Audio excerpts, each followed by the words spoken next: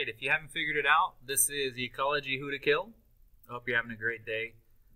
Let's keep on thinking about these scientific problems, like what happens when species go extinct? What does it mean for the animals that used to eat them?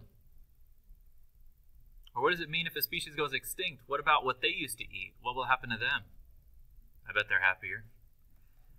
What do our bodies do with our energy? So when we eat something, what's happening? What's going on? We'll continue to think about this question.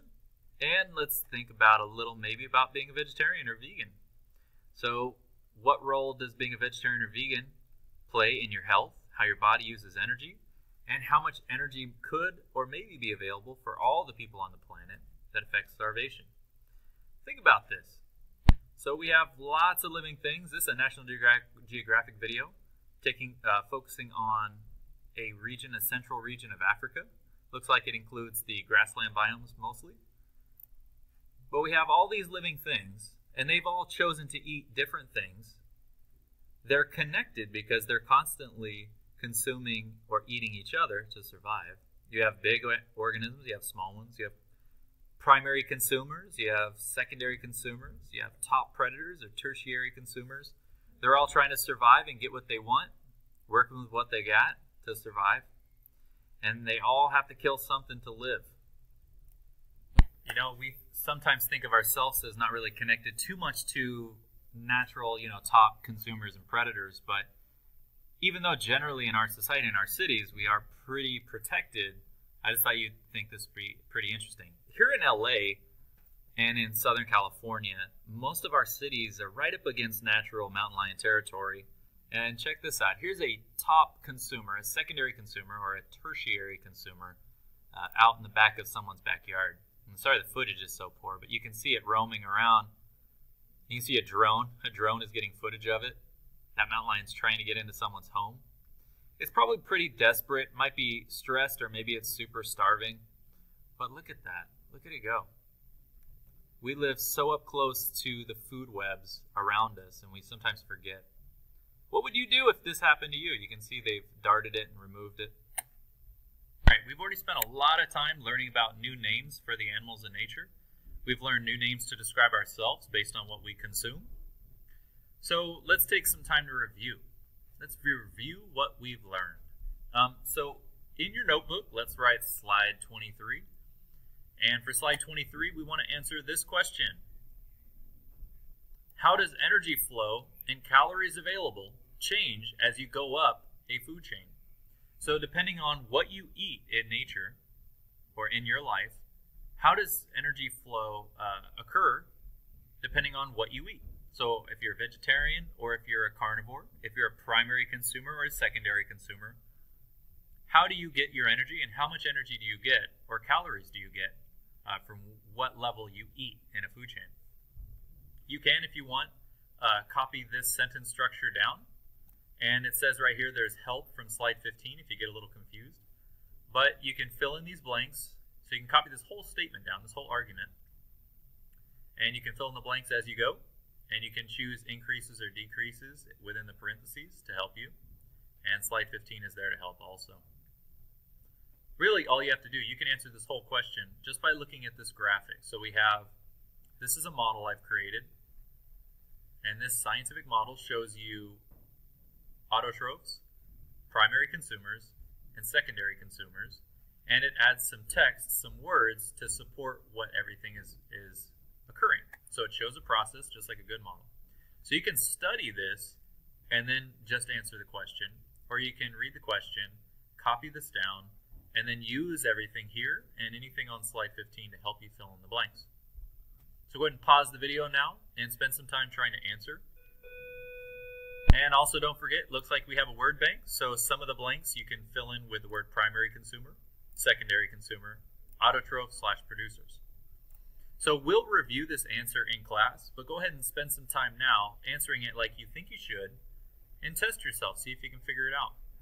It says, as you go from blank or plants, so one of these would be an example of plants, to blank, which one of these would be herbivores? It says the flow of energy or calories, so you can just study the graphic, are the amount of energy or calories increasing or decreasing as you go up the food chain, and by what percent is it increasing or decreasing? You got to choose that. It says this increase or decrease also occurs at every other step along. All right, slide 24. Now you may notice it looks familiar. This was also slide 17. So if I go back to slide 17, it was here when we first saw it. Now, if you've done this food chain in your notebook, you're fine. But hopefully you've received it from me in paper form as a worksheet. And if you have it as a worksheet, it's in your pocket for Who to Kill. So go ahead and get this worksheet out from your pocket of Who to Kill, or turn to slide 17 where you drew it on your own. Wherever you have it, whether it's on a worksheet in your pocket or if it's on slide 17 drawn in your notebook, all I want you to do is look at each bubble here, and I want you to label it as an autotroph, a primary consumer, secondary consumer, or tertiary consumer. So, autotroph, primary consumer, secondary consumer, and tertiary consumer. I just want us practicing calling these organisms the type of consumer that they are. So please do that now. And if you're not sure, just remember it was a plant here, an herbivore here, a low-level predator here, or carnivore, and then there was a top carnivore right here, okay? So based on your memory of that, let's add just new vocab to this so we can practice what we call each organism at each level, okay? So if we study organisms and the energy they get from the environment, we've learned already that if you're a herbivore, if you eat plants, you potentially have access to a greater amount of energy than if you are a omnivore or a type of carnivore. Because the energy here started with 10,000, the herbivore has 1,000 calories available to them. If you are a carnivore, you have 100 or less calories available to you. So then the question becomes, if herbivores have more energy available to them, should we as humans consider any benefit to being an herbivore or eating plants for your diet? So the question is, if you eat meat, you apparently have a lower amount of energy getting transferred in the environment to you. But you have way more energy available if you eat just plants. So let's think about this. A life where you eat plants. So let's go on a little brief tour thinking about being a vegetarian or a vegan. So this is a great YouTube channel called Infographics, and they made a cool, fun infographic called Vegans versus Meat Eaters. Now, vegans or vegetarians versus meat eating. So if you're eating meat, or a diet with lots of meat versus a diet where you only eat vegetables and or dairy, okay? So let's think about this.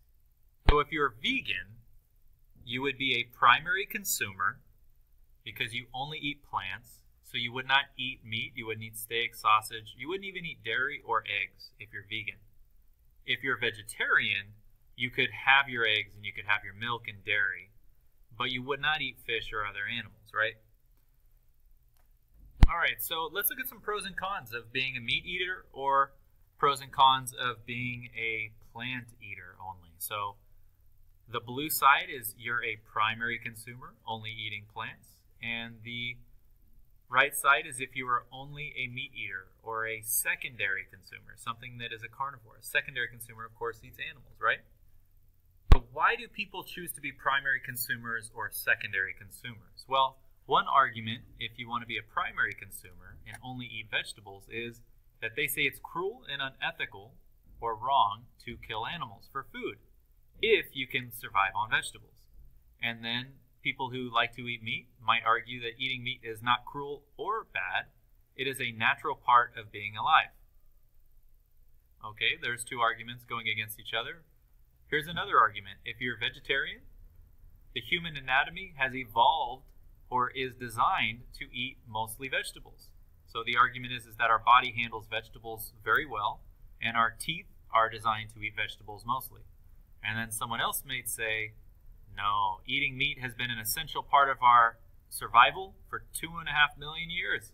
So we've eaten meat for many generations, millions of years, our ancestors have. Check out these statistics on if you are a vegetarian. So if you are a primary consumer, only eating vegetables, look at it, says vegetarians are about 12% less likely to die from certain diseases than meat eaters. So if you compare death rates of meat eaters versus or if you compare the death rates of primary consumers to meat eaters or secondary consumers, it's pretty surprising. Look at this. You can see, to be a non-vegetarian, if you are a secondary consumer, you eat lots of meat. Look how much. Look at the death rate. It says death rates out of 73,000 people they've studied. So apparently, much more people are dying of certain disease if you eat lots of meat than if you are eating mostly vegetables. You can see the numbers are lower. It's very interesting. Like it says, and often when people are vegetarians, they're often regular exercisers. They're married, highly educated. They probably don't smoke or drink. They're thinner, so they maybe have a body they like more. And people who are vegetarian or vegan are often older. So it's some interesting patterns about people who choose to live a primary consumer life. Look at this. It says if you eat most of these types of vegetables, you have an increased longevity. So people apparently that eat way more plants in their life, or primarily plants, or if they are a primary consumer, they have longer lives. Lastly, just another infographic. These are pretty cool. You can see they contain a lot of information. They're very visual. These are models that put a lot of info together so you can learn a lot in a short time. This says vegetarian versus meat eating, and it's based on what natural resources, what abiotic variables you need to support meat versus vegetables. So it says more than half of all water used in the U.S. is just to keep livestock, like cattle and chickens, alive. So we use more than half of all our water just to feed the animals we eat. Look at this. It says the amount of gallons of water needed to produce a pound of wheat is only 25 gallons of water. But if you want to grow a pound of California beef, you need 5,000 gallons of water. So even if you weren't a vegetarian for your health, that's pretty crazy to think that all this fresh water just to grow a pound of beef, and it only needs 25 gallons to grow a pound of wheat. Look at, also one last interesting fact I learned here. Now, according to this infographic, if it's correct. Now, assuming this info is correct, right? So we can't always trust it. It depends on the source. But it says if we only ate vegetables, we could continue to conserve oil. So we use a lot of fossil fuels to farm and ranch, right? To keep animals alive or to grow plants. Well, apparently we could keep our fossil fuels for 260 more years if all we did was farm vegetables or fruits. But if we continue to have a more meat-centered diet, we would have way fewer years. So if all we did was eat animals, we could last 13 more years on all our fossil fuels. But if we converted to only eating plants, we could extend all those fossil fuels for another 260 years. So apparently when you raise animals, it takes a lot more fossil fuels, I guess, if this is correct. So a lot more energy it takes, and it takes a lot more water, apparently, to grow animals rather than just plants. So you could also apparently be vegetarian, just if you want to conserve more water and energy for all humans to share. All right, so going back to this old food chain that started this whole topic is, if you live as a primary consumer or vegetarian, you know, there's things that you can benefit from your health, apparently. And if you live your life as a secondary consumer or a carnivore, there are things that affect the environment or your health too, right? So there's pros and cons to living as a secondary consumer or primary consumer. And I hope now that you've seen a little bit of the information, those infographics and some of the videos, I hope it gets you thinking about some of the benefits or negatives about either living as primary or secondary consumers.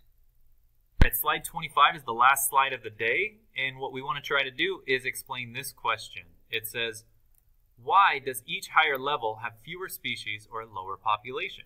So as you go up in this pyramid, or if you go up from this graphic right here that shows an ecosystem, all the way from the producers up to the top, there's a slow reduction in the populations of each of these organisms. The question is why? What I'd like you to do is use this little graphic right here and try to explain why you think. So go ahead and pause it and get this info, and we'll pick this up on our next video. Good luck.